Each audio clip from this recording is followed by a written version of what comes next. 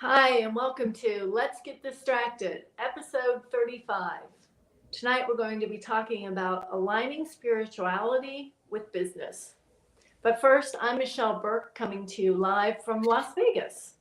Many of you know after 30 years in the corporate tax world, I went out on my own in January and created health and taxes. There are only two things certain in the world: death and taxes. I'm here to help you flip that to health and taxes.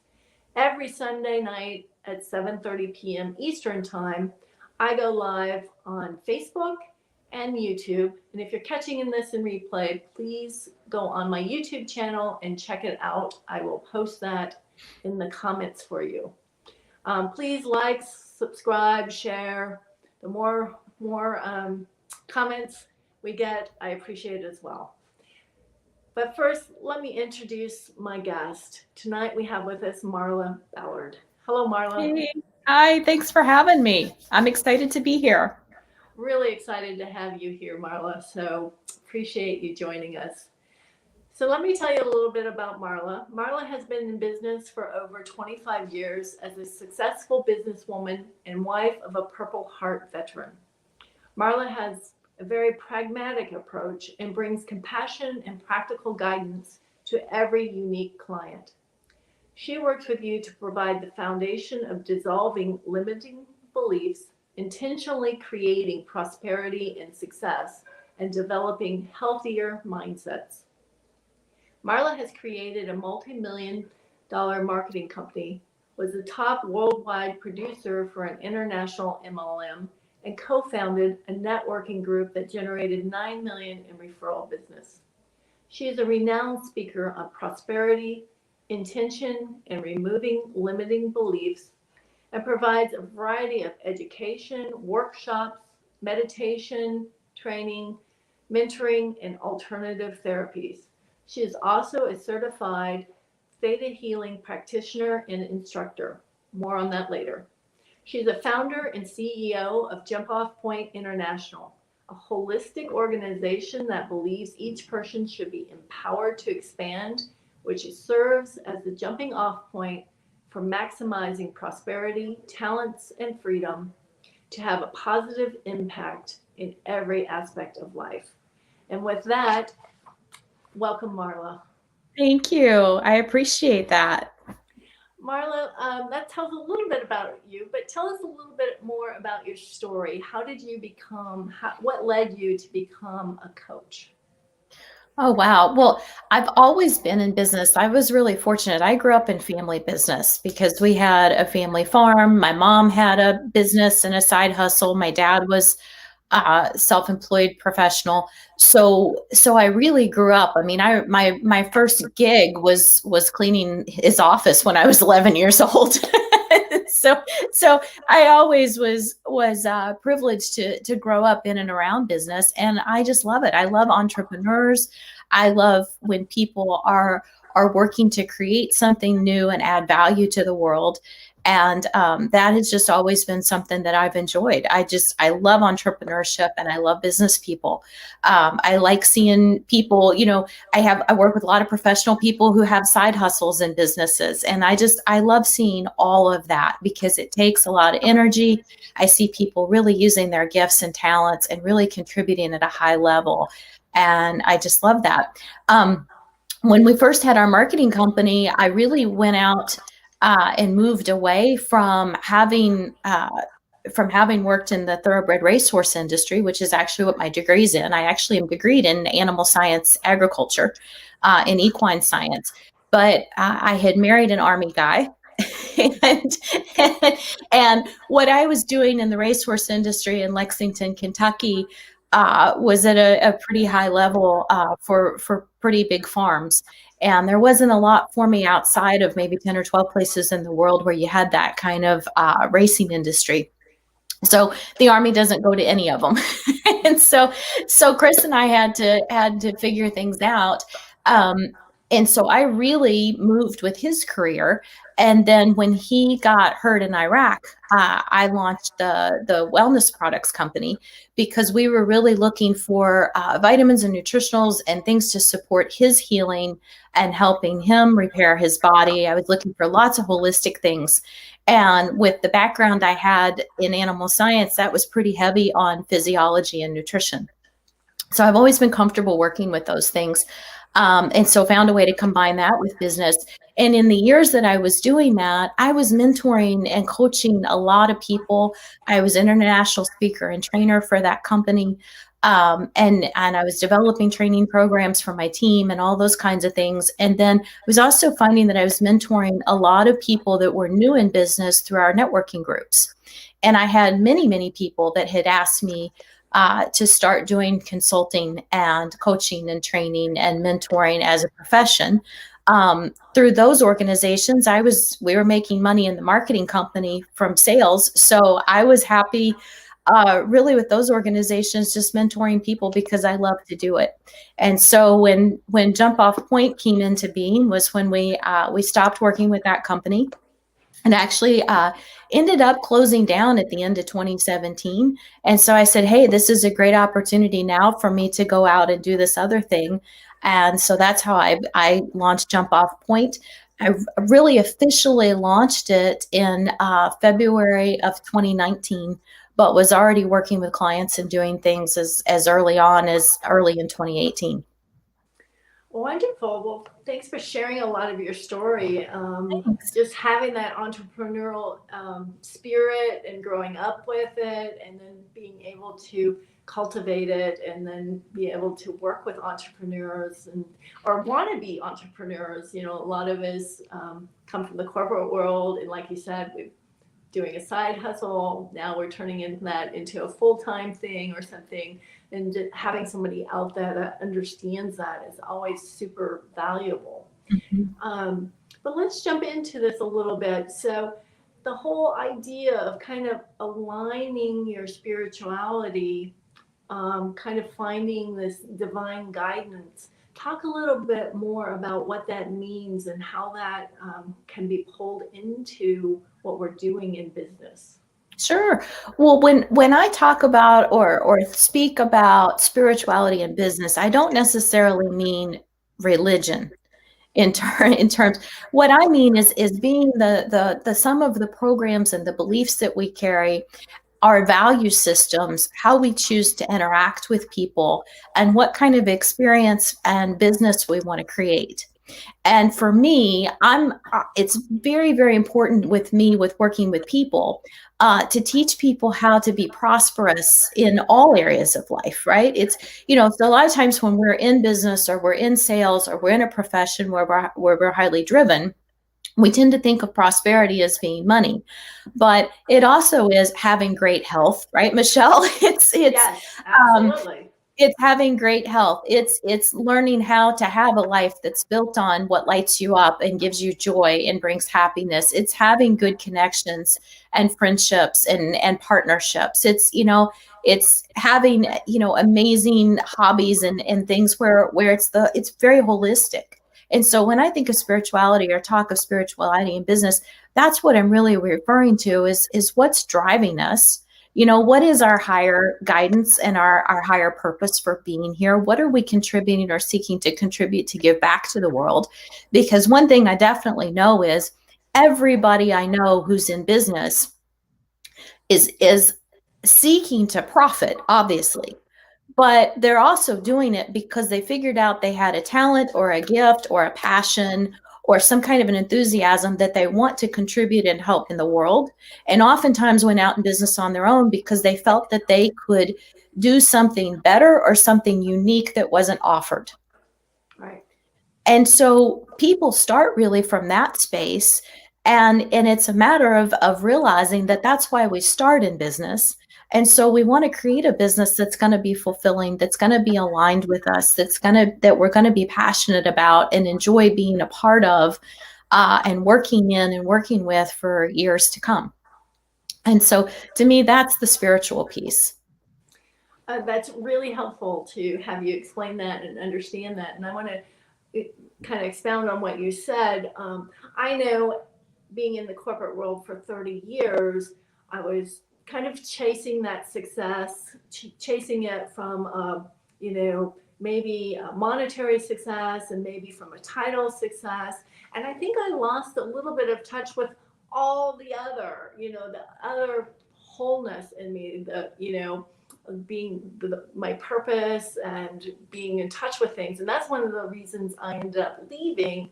That is because I felt like there was more to what I could offer. And I also wanted to emphasize the health. Let's not forget about our health, not sacrifice it or put it to the side. And whether that's, just mindset, whether that's, taking time out to meditate or do yoga or just something, to eat nutrition, eat better, whatever those things are, a combination of all of them.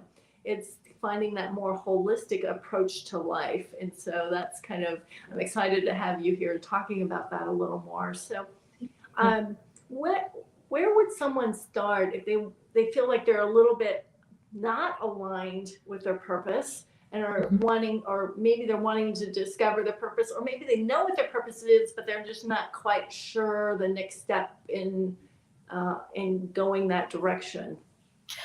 Well, I know when I'm working with people, one of the first things I do is have people fill out a really, really in-depth coaching questionnaire.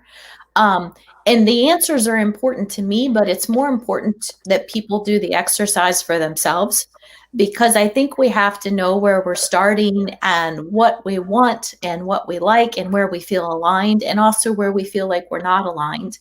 And so I typically start working with people with multiple different questionnaires and things that we go through to help figure out where a person is and what's working and what's not working. I think that that's a key thing to start.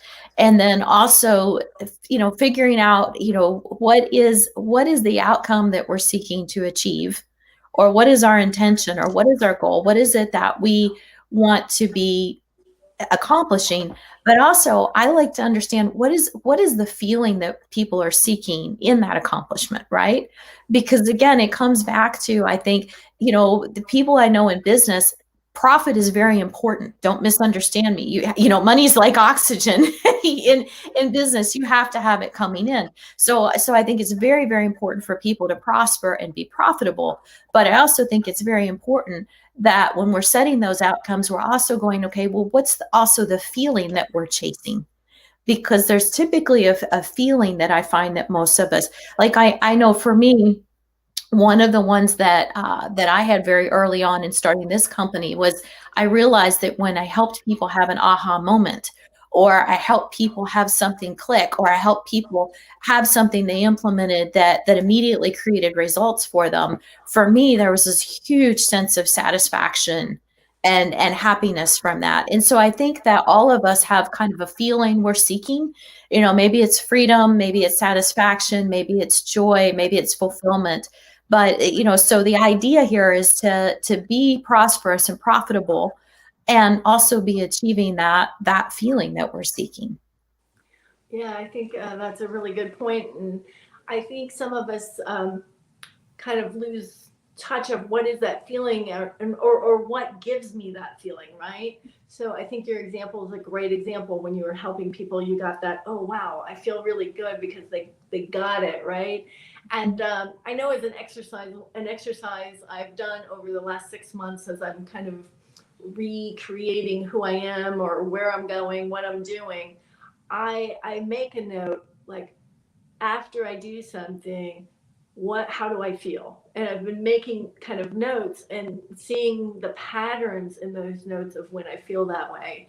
And I often, after doing the show, helping educate people, bringing someone's story and what they have to offer, and helping our listeners, I always feel pretty elated and excited about that. So I know I want to keep doing this as an example. That's it. That's perfect. Absolutely. And the other thing is that I genuinely believe that most of us are finding our alignment when we're doing the things that make us feel the happiest. right? When we're doing the things that are really lighting us up and bringing us joy and making us feel happy, that's the track we really want to be on, and that applies then we apply that to all aspects of business and professionalism. Are we happy with the clients that we're choosing to work with, or do we need to do we need to look at maybe aligning with different clients? Are we happy with the other businesses we're aligned with? Are we happy with people we're partnering with? Are we creating happiness in our professional careers and in the teams and the companies and the corporations we're working with? Because I generally find that when we talk about alignment or divine purpose or divine guidance, that internal intuitive guidance comes from that feeling in that moment of, wow, I really want to do this. And you feel that full yes, right? That fullness of, I really want to do this. Versus that feeling of, oh, I, I should, I'm taking the, I hear this a lot from business people. I'm taking this client because I really had to make my numbers, or I really needed that check, but this may not be a good idea. Right. And then we take the client, usually through fear of loss, right? Or fear of, on some level. And that typically turns out to be the worst client that takes up the most time and creates the most problems. And when we roll it back, we realize we really weren't aligned, but it was all those programs of fear or worrying about loss or not making a number or not making a goal that had us making that decision. And so it's really key to start tapping into and operating from, okay, what feels really good and aligned, and keep doing that and being willing to let go of the things that don't, to make more space for the things that do. Yeah, I think that's so true. Like operating from a place of scarcity versus operating from a place of abundance. Realizing we have that opportunity and it's within us to choose that path of abundance instead of sinking back into scarcity or fear of not having what we need, and realizing, and that's something that I definitely could use more, continue doing and reminding myself, like, oh, this is not, like you said, by becoming aware of what that alignment looks like, what I want it to be, then making the right choices instead of just, going into business and just letting whatever comes at you. Because a lot of things are going to come at you, right? If you just take whatever comes at you, you're not going to be happy. So, what's some advice on maybe what steps people could take to keep checking in with themselves on that alignment?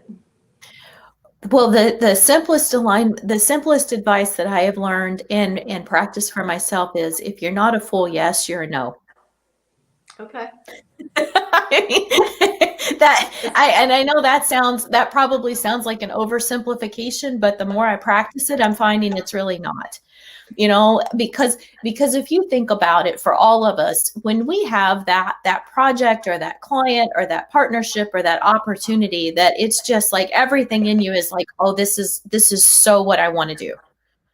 It's so aligned that it's a heck yes, it's a full yes, versus those times where it's kind of like, I really don't know. I'm not sure. I probably should, or everybody else seems to be doing it, but it doesn't really feel that full yes. Then it's a no. And here's the cool thing, is to realize that our no can always turn into a yes later. If new information comes forward or the opportunity shifts or changes to be a full yes, it's okay for that. But it's much harder to say yes to something you're not fully aligned with. That's really more of a no that we say yes to, and then try really hard to force it to be a full yes. It's much easier to just recognize. I know it's a very simplified answer, but at the basic, at the absolute baseline, you're not a full yes, you're a no. And that's regardless of whether it's people you're choosing to work with, projects you're partnering on, organizations you're teaming up with, engagements that you're taking, contracts you're taking, clients that you're choosing. It runs the whole gamut across the board.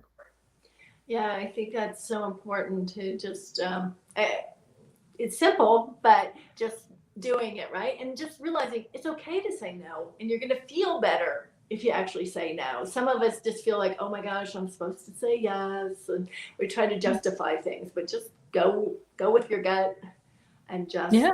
go with yes and go with the no. So I think that's great advice. Um, I know you have a lot of services that you offer, so I want to put up your website down here real quick. Thank you. But I also know that you have an upcoming training, a retreat, a virtual retreat at the end of December for Theta Healing. Can you tell us a little bit about what that retreat is all about and what someone might learn Absolutely. from that? Yeah, absolutely. So one of the things that that I got involved with I guess over 5 years ago now, and I was introduced to it through a business coach that I had at the time. I also have coaches because I really believe in having coaches and mentors on a lot of different layers and levels in business to help support us. And like I said, I was always interested in different holistic modalities, whether it was nutrition, chiropractic, massage therapy, essential oils. We were doing all kinds of different holistic things that we were researching and learning about, especially when we were helping my husband recover from his wounds in Iraq. But I got introduced to Theta Healing, and what it is it's really an interesting, intuitive healing modality. I find that when I'm working with Theta Healing, has been for me the fastest, easiest way to help people release limiting beliefs and programs. Fear. It can be phenomenal for helping people work through and release stress and trauma. And it's fantastic for releasing things that we believe are impossible. A lot of times in business, when we're setting goals, we have things that we want to accomplish, and then we have this underlying belief that it's impossible. And so Theta Healing is an incredible way to also do manifesting and release, believing that things are impossible. And so in Theta Healing, what we're actually doing is we're working with accessing and teaching people how to access and hold a theta brainwave. It was developed in the 90s by Vienna Steibel, who still teaches it today. She certified me directly in all of my instructor training, and she's absolutely phenomenal. And in Theta Healing, we're working specifically with going into a deeper meditative theta brainwave. And in that brainwave, it's very easy to quickly shift, change, and release a lot of the programs and beliefs that we hold in our subconscious, which is pretty cool. Yeah. Yeah, So yeah, go ahead. I was going to say, so when we talk about different brain waves, a lot of us when we're thinking, working, talking, and doing, walking around, we're in what's called a beta brain wave with a B, beta, and that's our active brain wave. When we start to sit quietly and try to visualize or go into a meditation, we go into a lower brain wave called alpha brain wave. And that's what most people are hitting. Everybody's been in it if you've ever driven down a long stretch of highway and zoned out. Yeah. Underneath alpha brainwave, if we were like falling asleep, underneath alpha brainwave is theta, Theta brainwave, and that is a REM brainwave. It's the brainwave that you pass through if you've ever been falling asleep or just waking up and you sort of solve a problem or find a solution or have a new inspired idea. You are probably falling asleep or waking up and passing through that theta brainwave. Oh, interesting. Okay. Yeah. So it's a REM brainwave. It also is the brainwave that's associated that people generate when they start to pray. Okay, interesting. So there's a lot of application for it. And then if you went on and fell fully asleep, you go down into deep delta brainwave. And deep delta is when you actually, the plasticity of the brain really goes into work. You create new neural pathways and change things, and the body does a lot of its restorative and healing processes in that deep sleep of deep delta. So in the theta healing classes that I teach, we do the classes over several days, and we teach you how to hold a theta brainwave and how to do a lot of cool things with it. We teach how to manifest. We teach how to release and resolve limiting programs and beliefs. We teach people how to work with programs on a lot of different levels. And then each day we make sure that we teach information so that you get to go home at night and go into a deep delta sleep cycle so that you're ready for the next day's lessons. And so it's a pretty cool structure how it works. I love teaching it to people because I like to see people be able to not only have me do it with them, but learn how to do it for themselves so they can help themselves, their teams, anybody that they choose that they want to work with. Yeah, I'm really fascinated by this theta healing. It's not something I had heard about before I talked to you, and I'm very interested in it. And especially there's so much science behind it, and I'm looking forward to it. So Thank you. this retreat, what are the dates of the retreat? The December 28, 29, and 30. We're going to do it for a nice break there, right between the Christmas when everybody's kind of nice and quieted down, and right before New Year's. And I wanted to teach it the last time. I've taught it several times already this year, but I wanted to teach it for the last time here at the end of December because I had several people requesting it. And like I say, it's an amazing modality to use to manifest and goal set and do some things. And so I really thought it would be fun to also have people get a chance to learn it before the end of the year so that they can start utilizing it in their 2021 goal setting and intention setting and manifesting and that kind of thing. Yeah, I think it's the perfect timing, right? So that you can jump into the new year, and already, if you could dispel some of these limiting beliefs, or already start manifesting and really go into your new year strong towards your goals.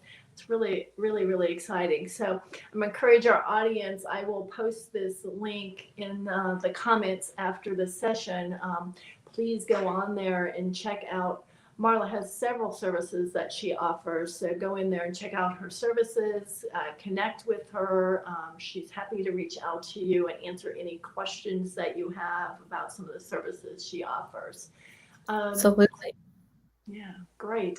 So Marla, as we kind of wrap up here, is there any final comments? I mean, there's so much we could talk about, but we'll keep it short. But any final comment that you would like to share with our audience?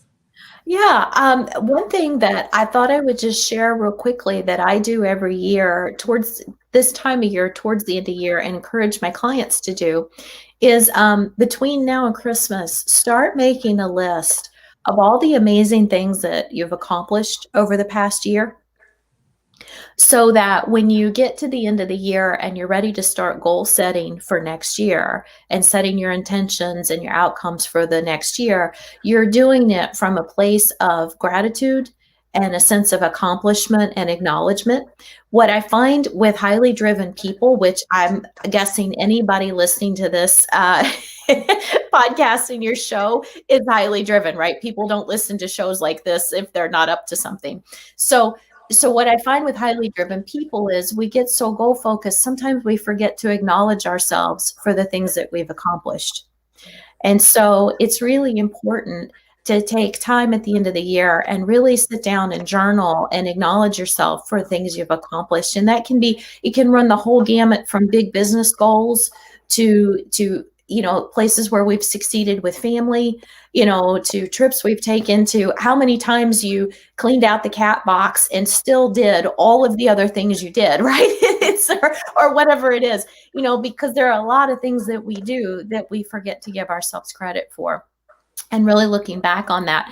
And then when I do the exercise, my husband and I both do it, and then we trade and ask each other to add to our exercise anything that we saw each other do that maybe we didn't think was a big deal. And he often will find things and go, I saw you really go through this challenge and you came through the other side, and I was so proud of you, right? And I can do the same for him. So it's great to trade that list with somebody you trust or your partner, and really share that. And then from that space, we start to create the next year's goals. So that's a great exercise to do. Oh, I love that suggestion. Not only just remembering what we did and what we accomplished, and patting ourselves on the back and saying that and being grateful for that, because you're right. Sometimes we don't take the time out, or we don't think that we've accomplished that much. So some reflection on that is wonderful. And then that added thing of asking someone close to you, whether it's a spouse or someone close to you, to point out or mention some things. I think that is really cool. I hadn't thought of that. So I'll definitely try practicing that this year, because yeah, it's a great thing when someone notices what you do, and you're like, oh yeah, I should be proud of myself for doing that as well. So thank you. Yeah, and to give full credit for that, I believe that I was introduced to that exercise through Darren Hardy, through several of the books and things that he teaches about gratitude. So yeah, pretty cool. Darren Hardy has some great ideas too. Mhm. Well, Marla, this has been wonderful having you on here and giving us a taste for some of the things that you do and that you offer. I really appreciate you being here. So thank you for being on the show. Thank you. Thanks for having me. I'm very excited and really have enjoyed being a part of this. You're welcome. And to our guests out there, whether you're watching now or in replay, feel free to comment. Marla and I will keep an eye out for any comments. We're happy to answer those. But thank you all for joining us. And please come again next Sunday at 7:30 for Let's Get Distracted, either here live on Facebook or on YouTube. Thank you. Thanks. And good night. Good night. Bye-bye.